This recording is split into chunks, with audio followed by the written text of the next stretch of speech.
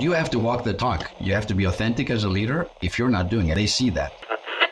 It is entirely universal. There's other people who are going through this.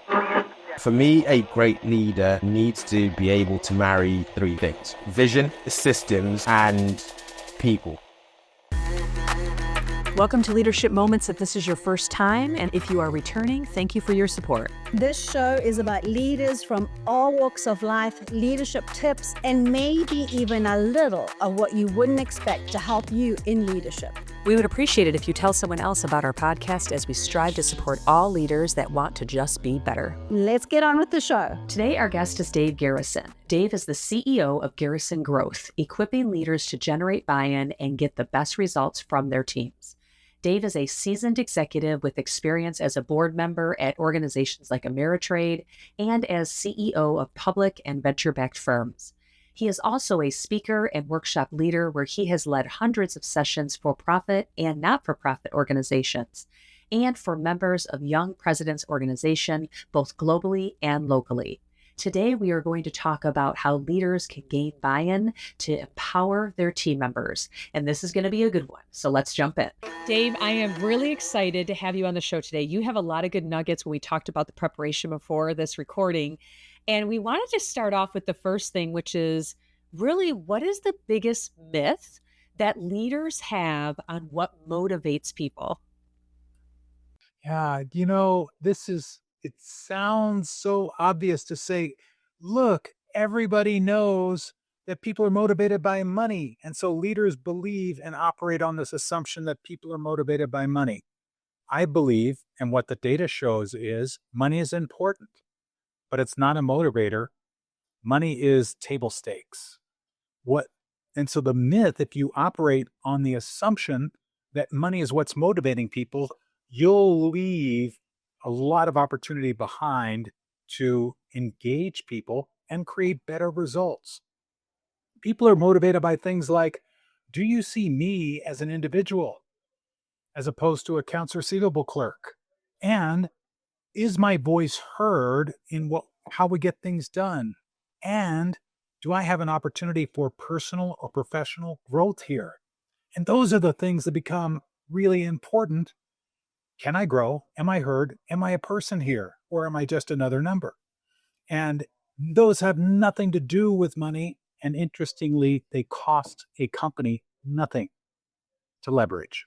Yeah, it's so interesting. And I love that because first of all, there are a lot of people that money means a lot. And of course, we need money to live. And it's do you work to live or live to work? And there's probably a little bit of both there sometimes, but being able to afford things that you want to afford in your life. But there are so many studies out there. I know I've done a lot of research on that too. And there's so many studies that say, look, if you try to retain someone and you give them more money because they've turned in their notice, they're usually gone in under a year anyway. And so I want to talk about some of the other pieces of what people do get motivated by. But can you go into a little bit of the statistics that you've seen around the whole money is not really the thing? One of the poster children that I've personally experienced is a company took the time to send a letter to the home of each of about 400 people that left the company, and they gave them a list of potential reasons why, but they can only select one. And you'd think that if money were the most important thing, you'd think all the people said money. It was interesting because the people who said money were in equal numbers to the people who said my boss. And it's poor communications with my boss. It's not being understood by my boss. It's not being given opportunities by my boss. So the company then took the additional step of sending a survey to those employees' boss to say what single thing would have allowed this employee to stay. Virtually all the bosses said money. So we have a fundamental disconnect, which is not the fault of the boss. It's what we have all been taught to believe. Because when somebody leaves, we are polite and we do not want to burn bridges and we want them to think good of us. So we say, oh, I loved it here and I found a better job. And what the boss hears is, oh, you made more money, which perpetuates this myth. The data shows also that people will take a pay cut if they believe that there is a purpose to the organization that they are going to, that they align with and feel more strongly about than the purpose where they are. Many companies we talk to don't have a clear, compelling purpose. They go, what do you mean purpose? Our purpose is making money. That's why we're in business. If that's your compelling purpose, then every person who works for you is a mercenary because they're only doing it for money. So if somebody else offers more, they'll go there. Companies that have thought about it recognize people want to, they spend so much time at work, they want to have a reason worth doing it for. And that's what compelling purpose is all about. Walt Disney said, creating happiness. And people there knew that everything they did, if they were making a movie, if they were making a book, a comic book, a theme park, a new ride, it's all about making people happy. So a question for leaders, what is your compelling purpose other than making money, which is never a compelling purpose? And then how do you reinforce that? And how do employees see themselves in it? Yeah, it's kind of gets back to their why, right? So there's a couple things that you said there. First is I've always talked about, look, people join a company for the company and they leave because of the leader. And so when people leave, and not all the time, of course, there's some things that there might be that the leader can't provide what that individual wants in their career, or maybe there's benefits that they can't provide. It could be lots of things, but the majority of the time it is because of the people is why they leave. And so us reflecting on that and understanding what that is. And you talked about the passion piece, and we have the passion for the company. But what I have found some of my clients when they're working with their people is it's not necessarily what the leader thinks is the passion of the company and their why around that passion, but it's around what is the why with the individual, because even though the passion is the same, the why is different. And what are some ways that leaders could get to the heart of that why so they can make sure that they embrace that with their team members? Boy, that's a rich observation. So a couple of principles come into play. One is leaders go last. So leaders offer their answers last 100% of the time, except when it comes to vulnerability, and then leaders always go first. So here's what that might look like. So if the company has, let's stick with Walt Disney, simple example. So if the compelling purpose of the company is to create happiness, the leader has the opportunity to sit down with every new person or with a team and say, our compelling purpose is creating happiness. I want you to take a minute on your own and think about what that means to you. And then allow everybody to share what it means to them. And then and only then does the leader say, well, here's what it means to me. Because what's important, as you said, is not how the company sees it, not how the boss sees it. It's how the individual sees it. That's recognizing someone as a human being, not as a human doing. I love that. I love that. Yeah, such a great reminder, right? Sometimes we get so excited, and as leaders, we want to jump in there. We want to tell everyone their why and why they should be excited. And, we have to bring the weather, and sometimes we just need to pause before we actually give the weather report and be able to tell people what that is. So you mentioned about, hey, there's all these other things that really are the drivers. So can you go through what some of those are and ways that leaders can tap into that in those items? Yeah, so the four universal desires that drive most people, and of course, money, as we said, is table stakes. Is it important? Sure. Do you need to pay more to retain people? If you do, it's because you're missing on the other elements. I'm assuming you're paying living wages. So if you're paying living wages, money is not the solution. It is at best a temporary fix. But what our solutions are a sense of community. And so people want to work in a place where they feel their six, what we pilots call the six, the behind you is covered. I can trust the people I work with. They care about me. So a sense of community, a sense of purpose, which we just talked about, the compelling purpose, challenges and opportunities to learn and grow both personally and professionally. And when they have sense of purpose, challenges and opportunities, sense of community and fair comp, then they're psychologically in a place to be bought in if they are seen as human beings, which is having their voice heard, being recognized as an individual. Recognizing somebody as an individual is as simple as if you say, "How are you?" and your employee says, "Fine," and you continue on, you've just said, "You don't care. I'd rather you not ask the question than accept fine." As opposed to saying, "It's great that you're doing fine. What are you celebrating? Can you share with me one personal and one professional celebration?" And then go to the work at hand. Obviously, there's work to be done, but if somebody is seen and heard, they are much more willing to have buy-in. Yeah, I love that. And you're right about the question. And what I've done for myself and guided some of my clients with is you don't have to ask, "How are you?" You can ask different questions like, "What's your favorite thing about today?" Or "How was your morning?" What's exciting? What are you looking forward to this weekend? Just changing it up a little bit gets them out of the "I'm good, I'm fine," right? They have to answer a little bit more and engages those people a little bit. So I love that one.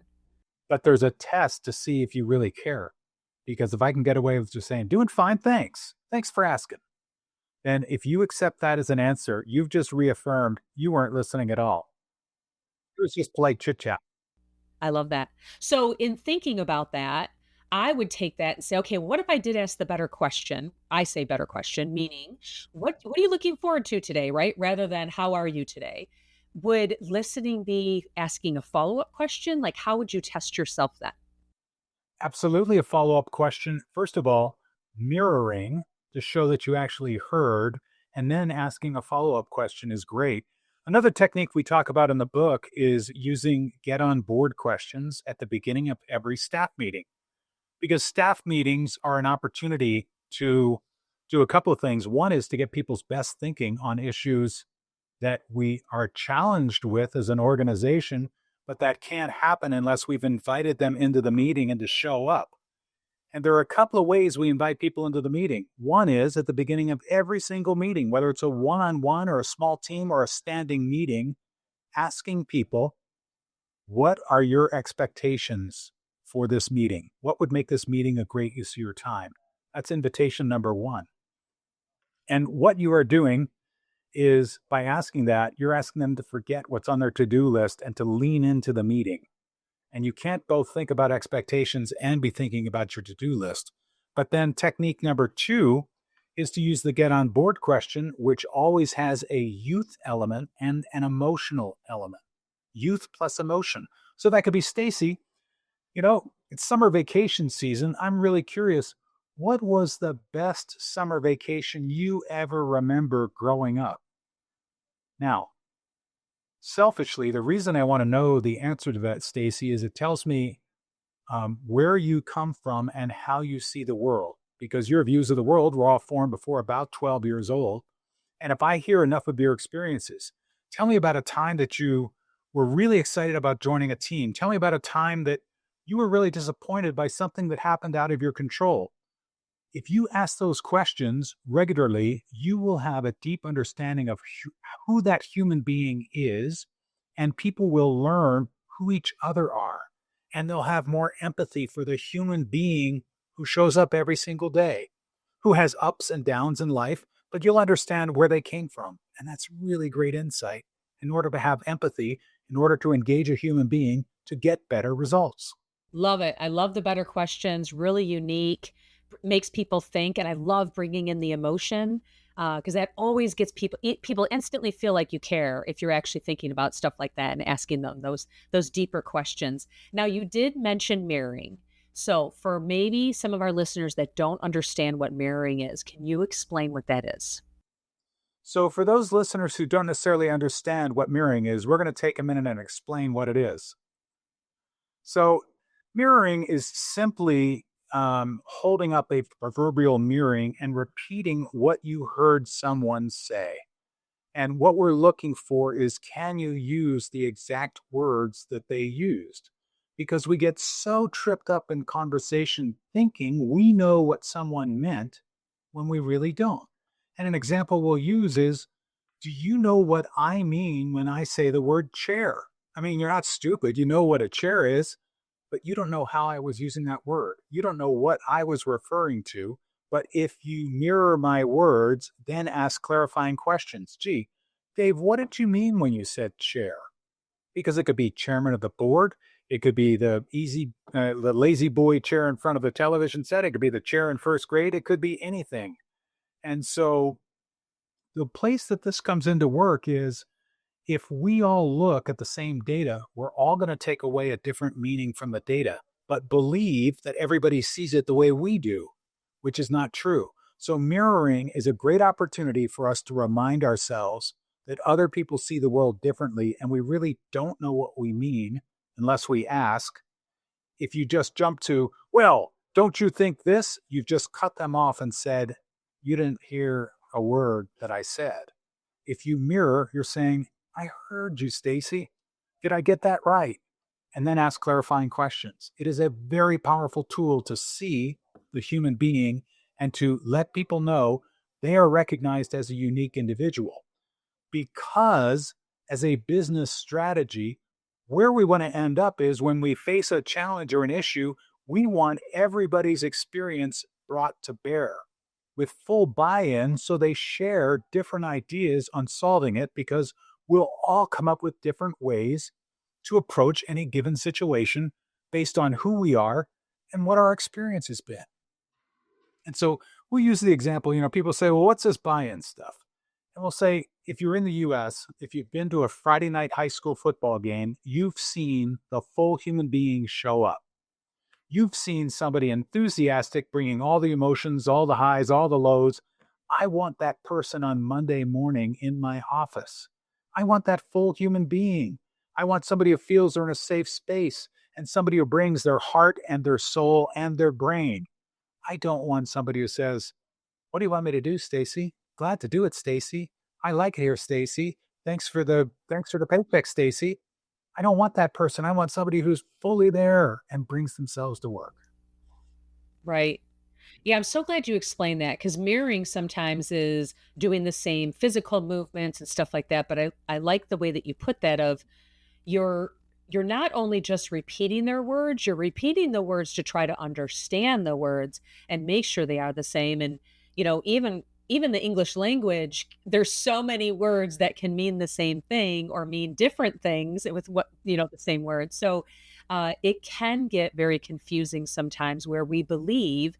And I think it's really important that you say, somebody says, you're not listening to me. You didn't hear me. And you're like, I was totally listening to you, but they didn't understand you. And understanding, I think, is the key, and being able to ask those questions and not assume. It's so easy, especially because we're going so fast in our world, right? And leaders are running from place to place and trying to hurry up and handle situations, and just pausing and getting that clarity can be so powerful. So I really love how you put that.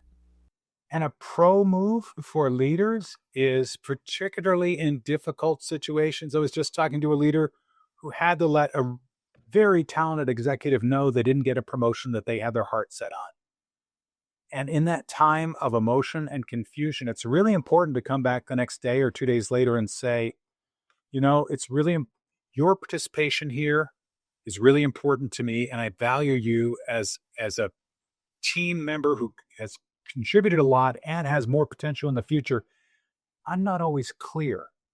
I think I'm clear in my head, but I'm not always clear in saying what I mean. Can you tell me what you heard me say the other day in that conversation that was so difficult? So reverse mirroring is also important to say, could you please tell me what you heard me say? When we're asking people to do something for us, when we're delegating, same technique.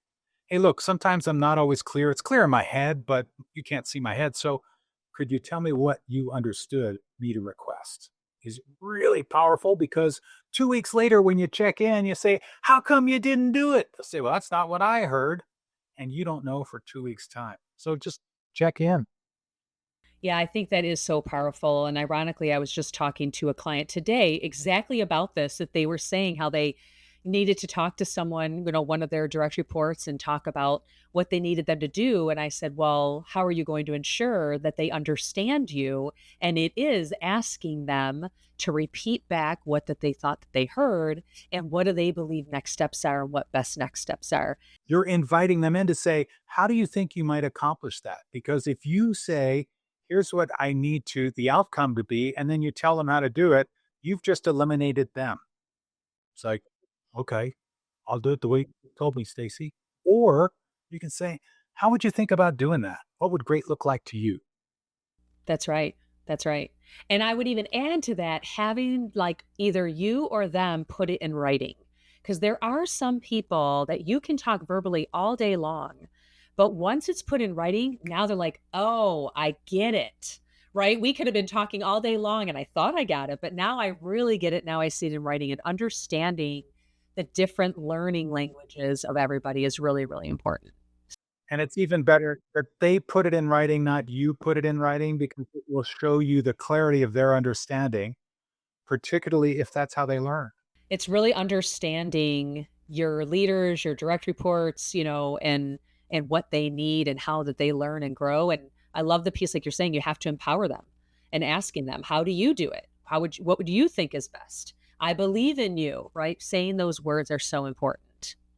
And to those different learning styles, I would just add, we know that some people are visual learners. I'm a visual learner. Some people are kinesthetic. Some people are auditory. And we would just add, if you have a request, do it in a conference room with a whiteboard and write it down on a whiteboard. Typing in your computer or them typing in your computer is not very helpful if you've got a kinesthetic or a visual learner.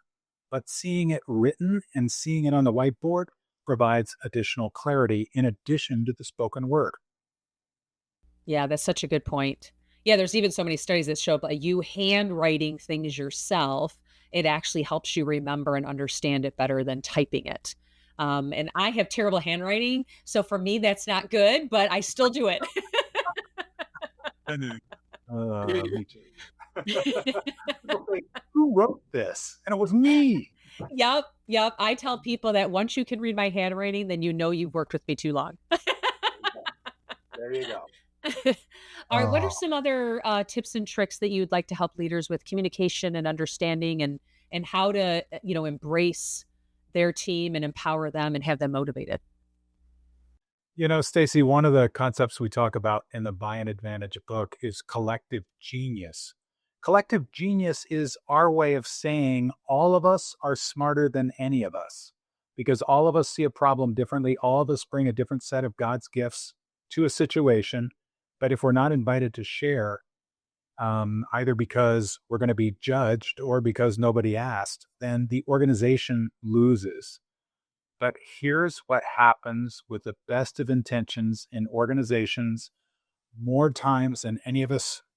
And believe me, I've done this myself. I get really excited about an idea and I come and I say, Stacy, I've got this idea. Can I tell you my idea? And of course, you're going to say yes. And if I'm your boss, I'm going to say, here's what we could do. And I'll say, what do you think? And it's a setup, because if you work for me, what can you say? You could ask a question on the edges, or you could say, great idea. You've just eliminated the opportunity to learn from another person's experience in your enthusiasm. So let's rewind that tape. Let's do that a different way. Let's ask ourselves, what is the issue or the problem that we're addressing with our great idea?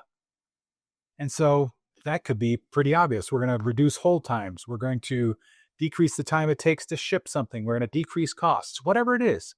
What is the situation you're trying? What's the outcome you're going for?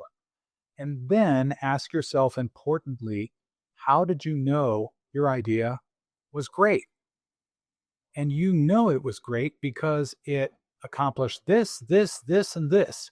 And those are things that are on the checklist in your head that I can't see.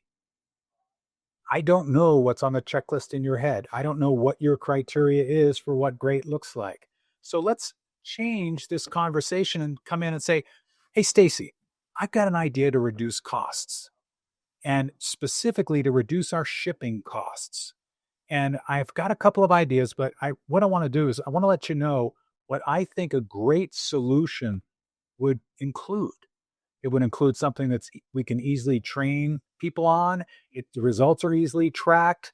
It's something that we can repeat. It's something that our shippers will work with us on, or whatever your criteria is, and then share with the person you're talking to what your criteria is. Look, a great solution will meet these criteria. Are there other criteria that you would like to add to that list?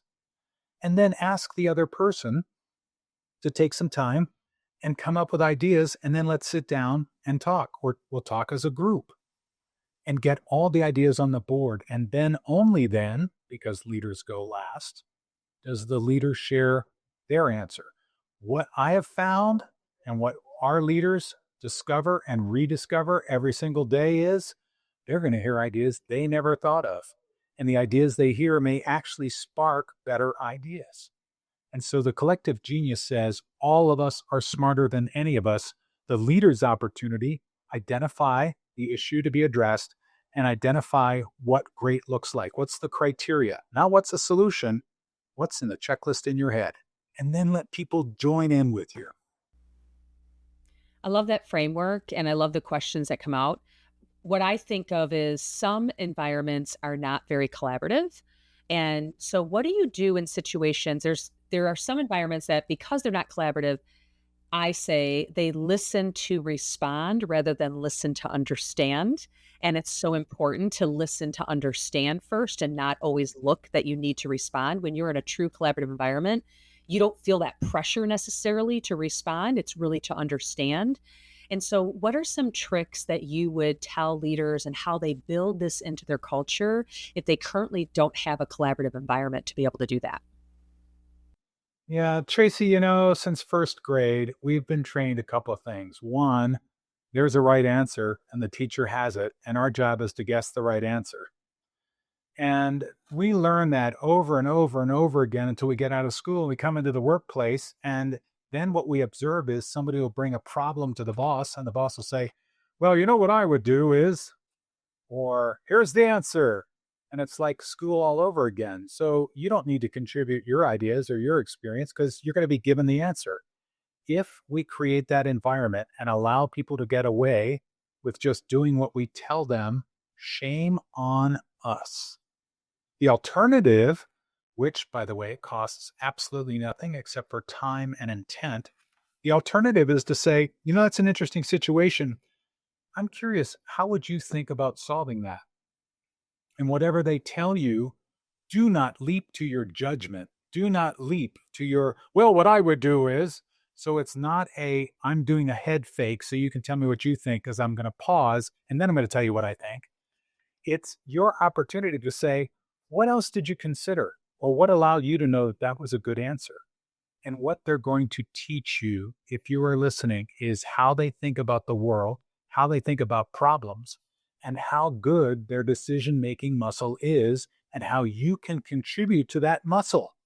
So what a really talented leader will say to create buy-in is, how would your answer change if you also considered, and give them another criteria they may not have thought of? When you do that, they will begin to learn and they can reapply that learning again and again.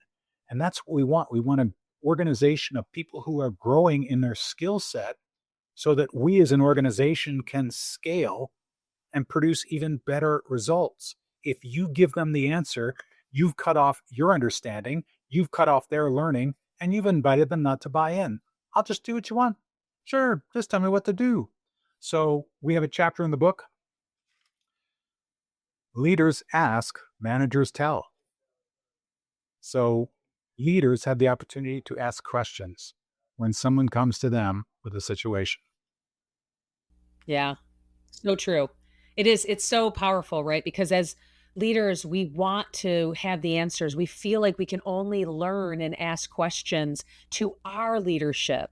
And the reality is, if you turn around and ask questions to your team, they will guide you. When a team can perform and find the answers without you or just alongside of you, that is a successful leader right there, not someone that has to do it all on their own. So really love those pieces that you have there. And simply training them on problem area, problem statement, and what's great criteria look like. If you can train them to think that way, they can then empower their teams to come up with solutions, and you cascade that muscle in the organization to create even better outcomes. All right, there's that sound. It's time for our fun questions. Are you ready for our fun questions? Let me check. Oh, no, sorry, I'm out of time. No, I'm ready. Can't get away with it, Dave. You got to go with the questions. All All right, right. let's do it. All right. The first question is, would you rather give up sweet snacks or salty ones? Oh, my goodness. You're asking a man who's got a sweet snack in front of him. I'd rather give up sweet snacks. All right. Great. And do you have like a favorite sweet snack that you want to tell us? Oh, Starbursts. They're dangerous. You can't eat just one. yes. They're really bad news. Love it. Love it. Okay. No, I don't. Next I don't. question. Would you rather live abroad for a year or take a 3-month road trip across your own country? I'd rather live abroad for a year because I learn as much, if not more, about my own country from abroad. Oh, love I learn that. I learn what's different. You know, when I started traveling, I was fortunate enough to be CEO of a company that was in 55 countries. What I learned internationally are assumptions that are different that I thought everybody had the same assumption. And I learned, oh, that's an American assumption. So I got to learn about America from being in other countries. So true. I love that's so eloquently put. Very well said. And it's so true. It's so true. Love it. Okay, last question. Would you rather have a pause or rewind button in life? Oh, a pause button. A pause button. I won't waste a minute on rewind. Are there things that I wish I'd done differently? Sure. But I want to go back and do them again? No way, because everything has led me right here to all the gifts that I've accumulated and all the opportunities I have. And if I changed any one element of what happened in the past, I wouldn't have the opportunities I do today. So it's definitely a pause button. Yeah, I completely agree. We the things that happen to us in our lives, they're meant to be, and we are who we are today because of those moments in our lives, the good, bad, the ugly, all the above. And so I love your thoughts on leveraging the pause too, for sure. Well, Dave, thank you so much. You gave our listeners some really great tips. And if they want more, they can access the book. We're going to have a link to that in our show notes for everyone to be able to get to the book if they'd like to. Super exciting. I think what I'm hearing is pause, ask questions, seek to understand, help people be more collaborative and listen to what they're saying. So really, really great pieces, and appreciate your time today, Dave. Stacy, thank you so much. You know, I'm so grateful that Amazon had cited this as the best new book on culture. There are ideas to use here. Our job is to spread the word about how to improve results through human beings. You can download a free chapter if you want at buyinbook.com, BUYINBOOK.com. Stacy, thanks for having me. If you enjoyed the show, please go to leadershipmomentspodcast.com to subscribe to the podcast or on your favorite player, as well as follow us on Instagram and LinkedIn. You can also send us a message on what you like and don't like, or what guest you want us to have on the show. So until next time, This is Stacy Castor, and what doesn't challenge you won't change you. and I'm Tracy Ann Palmer. Be the change you wish to see in the world.